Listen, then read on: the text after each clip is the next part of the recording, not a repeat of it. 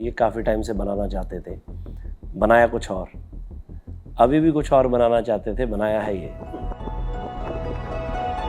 तो फिल्म का जॉनर कोई नहीं होता, फिल्म अच्छी होती है या बुरी होती है। He is not just a brilliant filmmaker, but बहुत sharp businessman भी है। लाइन उनको बोली थी, मैं कहा सर आप आ गए हो ना तो हमारी फिल्म और भी बड़ी होगी। वो कहते नहीं, तुम्हारी फिल्म ही बड़ी थी, हम इसलिए आ गए। तो मेरे को नहीं पता था कि एक्शन मैं कभी करूँगी या कर पाऊँगी, तो वो साइड मैंने एक्सप्लोर की। भाजी एक क्वेश्चन, जब भी गिप्पी पाजी का मैं इंटरव्यू करता हूँ कभी अकेले नहीं देते ये। और मैंने वो लोग ऐसे गिरते देखे हैं कि ख़त्म, बस दिमाग में यही था मैं, है ना, वो जो मैं होती है ना वो बंदे को मार देती है। सीरियस माहौल था और बहुत खुशनुमा और जज्बे वाला माहौल था। तो उसको मैंने कहानी सुना दी एंड नेक्स्ट डे तो जब हम उसको स्कूल से पिक करने गए तो उसकी टीचर ने हमें बोला कि ये छिंदा फिल्म कर रहा है, वो बहुत अच्छी है, इसने हमें कहानी सुनाई, इसने पूरे स्कूल में सुना दी जाके कहानी। हाँ तो मुझे लगा, मैं कहा यार तू कैसा होता है, कैसा क्यों।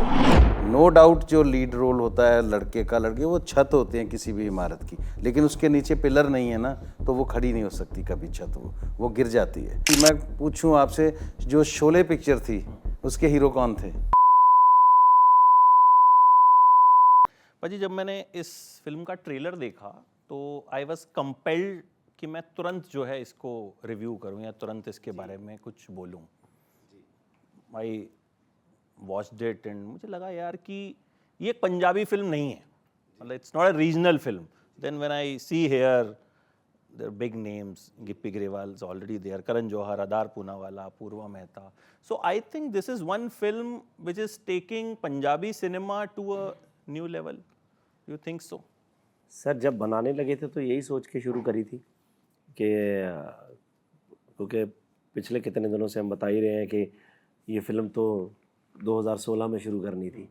सो करते करते इतने लेट इसीलिए हुए हैं क्योंकि हर फिल्म का एक रिक्वायरमेंट्स होती हैं कि उसको बनाने के लिए आपको क्या चाहिए। तो इसको बनाने के लिए पैसा चाहिए था, कॉस्ट्यूम, जो सेट्स लगने थे, वो चीज़ें। लोगों को शायद लगता है कि जो फिल्में हैं वो सिर्फ आर्टिस्ट का ही पैसा, ऐसा नहीं है। ऐसी फिल्मों में बहुत पैसा चाहिए, तो वो चीज़ें हमारे पास थी नहीं तब। तो वेट करी, अभी जाके बनाई है। अभी भी हमने मतलब जेन्युइनली बताऊं तो जो होना चाहिए था उससे बहुत ऊपर उठ के बनाई है कि यार कोई सोचते नहीं है कि फ़िल्म का मैथ क्या है। एक बड़ी फिल्म बनाते हैं, लेट्स सी उसके बाद पता चलेगा कि ये क्या है, प्लस है माइनस है। बट टचवुड उसके बाद प्रोडक्ट इतना अच्छा बना तो धर्मा जुड़ गई हमारे साथ, तो करण जौहर जी, उनको बहुत अच्छा लगा प्रोडक्ट। तो अभी फिल्म और बड़ी हो गई है। तो हिंदी का पहले पूरा प्लान नहीं था, हमने डब ज़रूर करी थी बट हमें पता नहीं था कि हम रिलीज़ कैसे कर पाएंगे। तो उनकी वजह से, उनके आने से ये चीज़ें पॉसिबल हो रही हैं। एक और इसमें ऐड करूँगा, जब बाहुबली आई थी करण जौहर उसमें इन्वॉल्व हुए थे उस टाइम पे। मतलब he is not just a brilliant film maker but बहुत शार्प बिजनेसमैन भी हैं, बिकॉज उनको शायद हम किसी को भी अंदाज़ा नहीं था कि बाहुबली क्या करेगी, but he got involve and then we know कि आज हम साउथ इंडस्ट्री। तो द सेम मुझे लगता है कि यहाँ पे भी उन्होंने प्रोडक्ट देखा और उन्हें लगा कि उनका बहुत, मैं कई बार बोलता हूँ, मैं क्या, क्योंकि हम इतना टाइम हम इस प्रोडक्ट से जुड़े हुए हैं, हमें सब चीज़ें, हमारा एक माइंडसेट है, हमने वैसे की हैं, बट हमें खुद को पता नहीं होता कि हमारा प्रोडक्ट इतनी बार देख लेते हैं, हमें लगता है कि यार ये फिल्म ऐसे है वैसे है। जब कोई दूसरा देखता है तो वो बताता है। तो उस दिन भी मतलब जिस दिन उन्होंने देखा ये पूरे का पूरा, तो मैंने एक लाइन उनको बोली थी, मैं कहा सर आप आ गए हो ना तो हमारी फिल्म और भी बड़ी होगी। वो कहते नहीं, तुम्हारी फिल्म ही बड़ी थी, हम इसलिए आ गए। कहते ये इतनी बड़ी फिल्म बनाई है तुम्हें पता नहीं है। तो वो चीज़ कहीं ना कहीं मुझे बहुत मेरे दिल को छुई। तो लगता है कि बड़ा ही हो गया कुछ। ग्रेट। निवृत्त, अभी सिनेमा की बाउंड्रीज नहीं बची हैं, मतलब कंटेंट है तो फिल्म चल रही है, चाहे वो साउथ की है, नॉर्थ की है, इवन आजकल तो पता नहीं कहाँ कहाँ का कंटेंट जो है लोग कंज्यूम कर रहे हैं। अच्छा है तो चलेगा, मतलब कोई ये नहीं बचाया कि फलाना सुपरस्टार आएगा तो ही ओपनिंग मिलेगी या ऐसा कुछ होगा। So being a part of such a film जो scale wise and everything wise, I think it is one of the biggest और I will say biggest Punjabi film. तो हाउ डज इट फील कि आपको लगता है कि ये आपके लिए कहीं ना कहीं फॉर्च्यून्स चेंज करेगी? बहुत फॉर्चुनेट हूँ मैं और ग्रेटफुल हूँ कि ऐसे कंटेंट का मैं हिस्सा बन पाई। ये कंटेंट अपने आप में इतना बड़ा है और ये फिल्म करते करते मैंने अपनी बहुत सारी साइड्स एक्सप्लोर की। जो सबसे बड़ी साइड थी जो मेरे को नहीं पता था कि एक्शन मैं कभी करूँगी या कर पाऊँगी, तो वो साइड मैंने एक्सप्लोर की। और बहुत ही डिफरेंट किरदार था, जिनका ये किरदार जिनसे ये इंस्पायर्ड है उनके जैसा बनना तो नियरली इम्पॉसिबल है। लेकिन जब आप इतना वो अटायर पहनते हैं, वो उस अटायर में इतना पावर है, इतना प्राउड है कि आप उन सब फीलिंग्स के साथ ओवरवेल्म फील करते हैं। तो I am very happy, very elated कि मैं इस फिल्म का पार्ट हूँ। गुरप्रीत जी, एक एक्टर के लिए सबसे बड़ा चैलेंज यही होता है कि कुछ ना कुछ ऐसा करने को मिलता रहे जिसमें कुछ डिफरेंट दिखे, कि ऑडियंस भी शॉक हो जाए।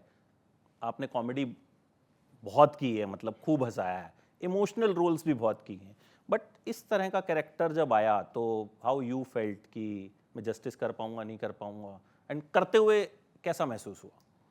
बिल्कुल जैसे अभी बात चल रही थी कि आर्टिस्ट अपने आप को एक्सप्लोर करता है और बहुत सी नई चीज़ें उसको अपनी भी पता चलती हैं कि ये भी मेरे लिए पॉसिबल था।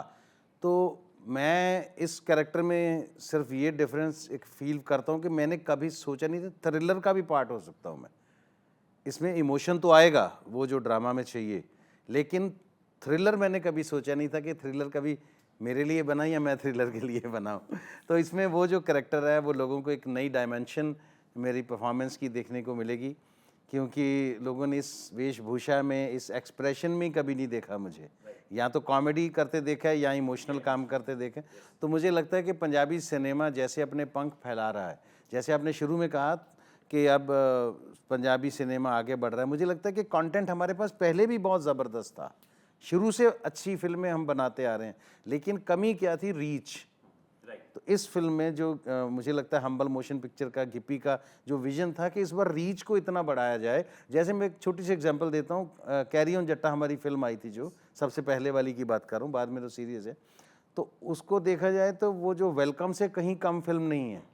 वेलकम कितनी बड़ी हिट फिल्म है, कैरी ऑन जट्टा अपने लेवल पे बहुत हिट है, लेकिन मुझे लगता है कि उसको और बड़ी होना चाहिए था, क्योंकि कंटेंट अच्छा था, रीच नहीं थी। रीच नहीं थी। लोगों ने देखी, आज सारी दुनिया ने देखी है, लेकिन किसी ने मोबाइल पे देखी, किसी ने लैपटॉप पे, तो किसी ने टीवी पे। टीवी पे इतने लोगों ने देखी है, कई बार मेरे एक दो फ्रेंड्स हैं, मैं उन्हें फोन करता हूँ, कैरी ऑन जट्टा चल रही होती है। तो हमने सोचा कि क्यों ना हर आदमी इसको थिएटर में ही देखे, जब फिल्म थिएटर के लिए बनती है। तो आई एम सो ग्लैड कि गिप्पी ने उस लेवल पे इसको बनाया, उस लेवल पे अभी जो धर्मा के साथ कोलैबोरेशन होगी, तो मुझे लगता है कि नाउ वी आर देयर। भाजी, एक हर आर्टिस्ट के करियर में कुछ कुछ एक ऐसे पॉइंट्स आते हैं जहाँ वो एज एन आर्टिस्ट भी आगे बढ़ता है और एज अ स्टारडम भी आगे बढ़ता है। जैसे एग्जांपल देता हूँ, ऋषि कपूर साहब जब यंग दौर में थे तो वो मोस्टली रंग बिरंगे स्वेटर पहन के डांस करते थे, बट जब वो सेकंड इनिंग्स में आए तो एवरीवन वाज शॉक्ड कि यार ये बंदा ऐसा अग्निपथ का विलन भी बन सकता था, हमने तो एक्सप्लोर ही नहीं किया। या मान लो बच्चन साहब जैसे शुरू में रोल करते थे, बीच में एक स्लंप भी आया, बट देन जब वो केबीसी में आए और फिर जब मोहब्बतें में आए तो we have seen the other side of कि यार मतलब ये तो शॉक हो गए। तो जब मैंने ये ट्रेलर देखा तो मैंने बोला भी, मैं कहा यार मुझे तो लगा यार ये बंदा अब तक क्या कर रहा था कि क्योंकि मोस्टली आपकी जो एक इमेज रही है कि एज एन एंटरटेनर, कि भाई आप एंटरटेनिंग फिल्में बनाते हो, आपकी पिक्चर बंदा जाएगा हंसता हुआ बाहर आएगा या फिर ठीक है थोड़ा बहुत रोलेगा, इमोशनल हो जाएगा। सो आपको लगा ये करते हुए कि भाई मतलब ये एज एन आर्टिस्ट मुझे एक अगले लेवल पे लेके गई, हालांकि फिल्म की सक्सेस के बाद चीज़ें और चेंज होंगी, बट एज एन आर्टिस्ट इसको करते हुए हाउ यू फेल्ट?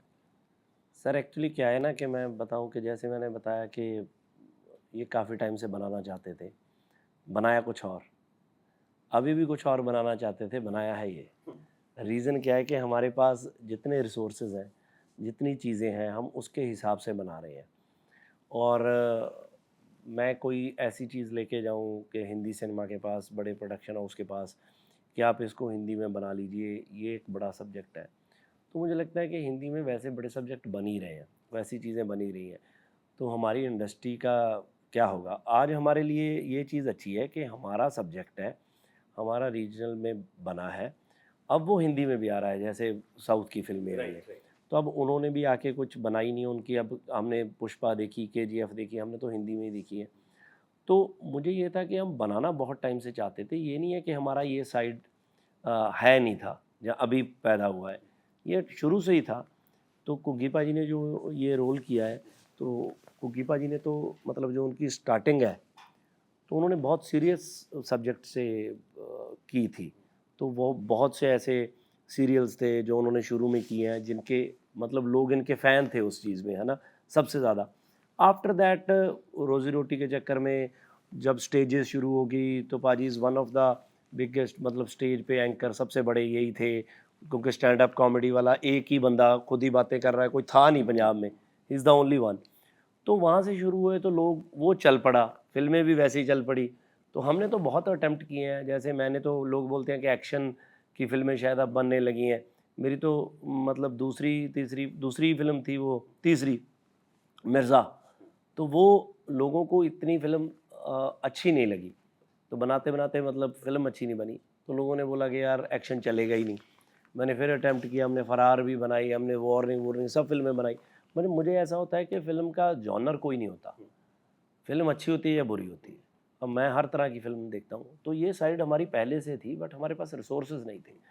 तो अभी थोड़े बहुत इकट्ठे हुए हैं, तो डेफिनेटली ये फ़िल्म वर्क करेगी, तो हम बहुत सी ऐसी चीज़ें करेंगे जो मुझे लगता है कि हमारे लिए भी नहीं होंगी, और इंडस्ट्री की पूरी पैन इंडिया, ये ऐसी फिल्म आई नहीं कोई, मतलब हमारी हिस्ट्री को, सिख हिस्ट्री को तो किसी ने टच ही नहीं किया ऐसे। थोड़ा सा फिल्म के बारे में भी मैं चाहूंगा कि व्हाट इज द कैरेक्टर, क्योंकि बहुत से लोग उसमें कमेंट्स में भी पूछ रहे हैं कि यार ये क्या है, किस बारे में है, बहुत कुछ को आइडिया है, कुछ को नहीं है। मैं तो सोचता हूँ अब ना ही बताएं तो अच्छा है, क्योंकि अच्छा सस्पेंस बना हुआ है। Want to keep it secret. हाँ, बस मैं हम ये बता देते हैं कि ये जो टाइम पीरियड है, ये जो एरा है, वो 1840 के आसपास का है, 39 के बाद का। तो आफ्टर महाराजा रंजीत सिंह की डेथ के बाद का समा है। बट फिल्म तो जो फिल्म में हरी सिंह नलुआ जी के टाइम से स्टार्टिंग है, तो वहाँ से सब कुछ चल रहा है, तो बाकी तो फिल्म में दिखाएंगे। मतलब कुल मिला के एक ऐसी कहानी जो अब तक हमने नहीं देखी। नहीं देखिए सर, एक नई कहानी। ज़रूरी नहीं होता कि हम किसी कैरेक्टर का ही नाम लें कि वो कौन था, क्या था। उसमें ये होता है कि कुछ अनसंग हीरोज़ भी रहते हैं जो सोसाइटी में थे, जिनका कभी जिक्र नहीं हुआ। तो लोग अब उन लोगों को स्क्रीन पे देखेंगे कि हाँ, ऐसी कम्युनिटीज़, ऐसे लोग, ऐसे गांव तब एग्जिस्ट करते थे जिनको हमने कभी देखा नहीं, लेकिन वो स्क्रीन पे उस एरा में हम लेके जाएंगे लोगों को। मेरी बात पे अब यकीन कीजिए, और आप जब फिल्म देखेंगे तो आप अपने आप को उसी गांव का हिस्सा महसूस करेंगे। बिल्कुल, मैं वही कह रहा हूँ कि कुछ ऐसा दिखेगा जो अब तक हमने नहीं देखा। और आई थिंक कहानियां ही अभी इन दिनों थोड़ा क्राइसिस चल रहा है। बिल्कुल बिल्कुल, सबसे बड़ा कहानी क्राइसिस मिलेगी कहानियों का आपको, ही। बहुत अच्छी कहानी मिलेगी। नहीं, एक्शन किया आपने जो आपको पहले करने का मौका नहीं मिला था, तो वो जो होता है कि अपना अंदर का एक गुस्सा होता है ना, हमें विलेंस इसलिए पसंद होते हैं कि वो जो करते हैं वो हम कर नहीं पाते। हालांकि ये विलेनस नहीं है, लेकिन एक्शन में मजा आया कि मतलब मार पीट रहे हैं यार, कि वैसे तो मौका मिलता नहीं है। बहुत अच्छा लगा मुझे एक्शन करके, और उसकी हमने प्रेपरेशन बहुत की थी।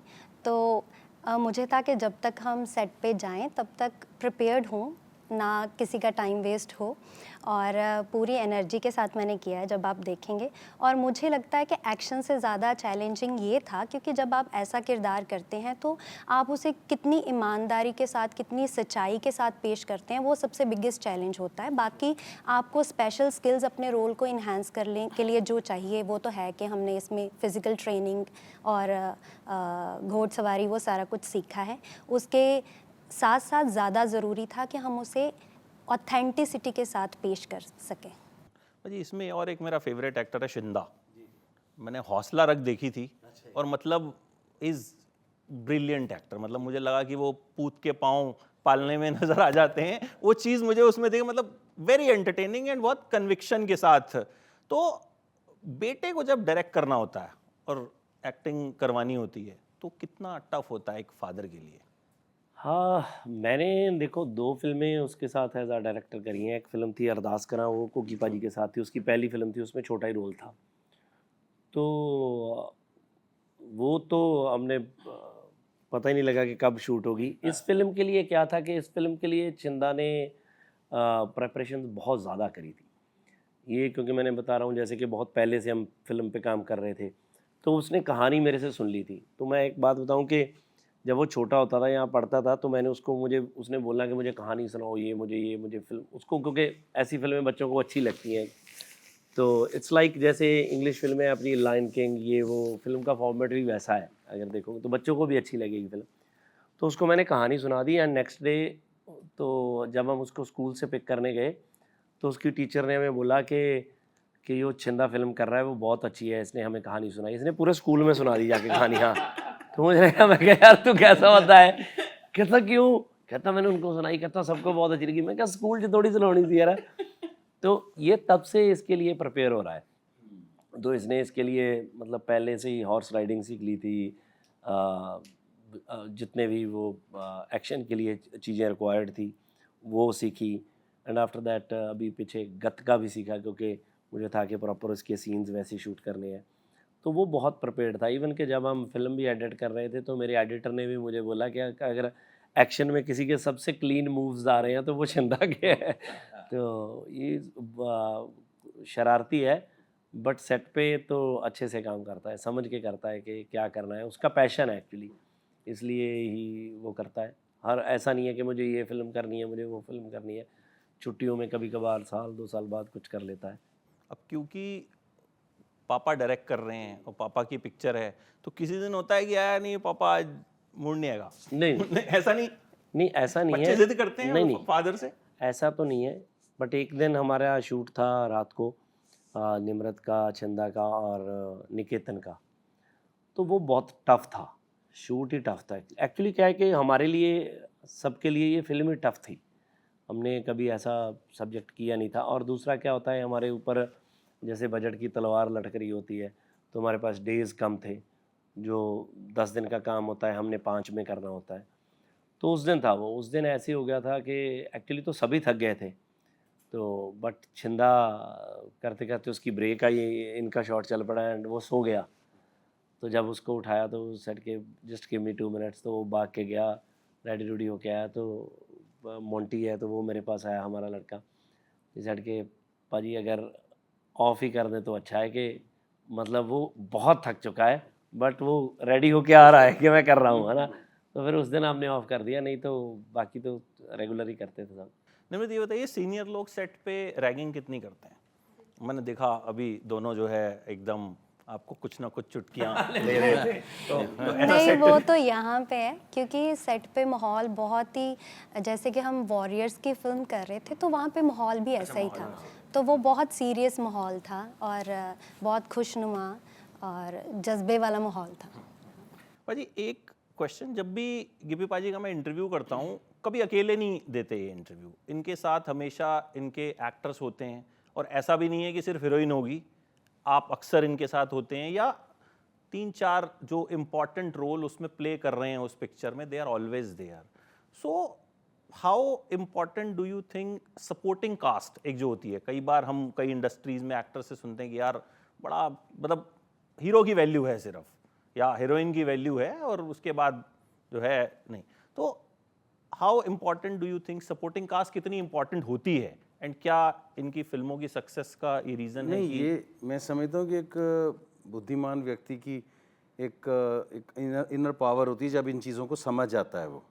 अगर इसी गुमान में रहेगा, मैं इनकी बात नहीं कर रहा, दुनिया के किसी बंदे की, कि यार बहुत मैंने वो लोग ऐसे गिरते देखे हैं कि ख़त्म, बस दिमाग में यही था मैं, है ना। वो जो मैं होती है ना, वो बंदे को मार देती है। नो डाउट जो लीड रोल होता है लड़के का, लड़के वो छत होते हैं किसी भी इमारत की, लेकिन उसके नीचे पिलर नहीं है ना, तो वो खड़ी नहीं हो सकती कभी छत, वो गिर जाती है। तो ऐसे ही है कि जो आप, मैं एग्जांपल एक छोटी सी मैं पूछूं आपसे, जो शोले पिक्चर थी उसके हीरो कौन थे? सिर्फ अमिताभ बच्चन और धर्मेंद्र, सारे ही वो थे। फिल्म बन जाती। बिल्कुल। उसमें सांबा भी नहीं होता तो भी पिक्चर का आज उतना मज़ा नहीं होता आपको, है ना। तो जो इस बात को समझ गया ना कि ये सबका अपना अपना किरदार है। फिल्म क्या है, एक छोटी सी दुनिया है ना, तो दुनिया किसी एक बंदे से तो चलती नहीं। ऐसे फिल्म है, एक छोटी दुनिया है, उसमें हर रंग के, हर किस्म के पात्र होने चाहिए। ये उनका एक प्लस पॉइंट है कि वो रिकग्नाइज करते हैं, वरना बनने के बाद तो वो अकेले भी आके इंटरव्यू कर देंगे, मैंने ये कर दिया, मैंने फोड़ डाला, मैंने जो। लेकिन उनको पता है निम्रत जी बोलेंगी तो अपने एंगल से बोलेंगी, मैं बोलूँगा मेरा पर्सपेक्टिव होगा। उन्होंने तो फिल्म सोची, बनाई, डायरेक्ट की, सब की है। मैं शायद अपना थॉट कोई नया लेके आऊँगा, निम्रत जी अपना नया थॉट लेके आएंगे। और भी हमारे साथ कई प्रिंस कंवलजीत होते हैं कई इंटरव्यूज में हमारे बिल्कुल, साथ, बिल्कुल। वो अपना हैं, थॉट हमारे लेके आते इंटरव्यूज हैं। में रहे हैं वो। तो वो जो आपके साथ हमारी पिछले ऑडियंस है ना, इंटरव्यू में जिनके लिए हम ये इंटरव्यूज कर रहे हैं, उनको बहुत कुछ जानने को मिलता है। मेरे ख्याल से ये पिक्चर को बहुत सपोर्ट करता है।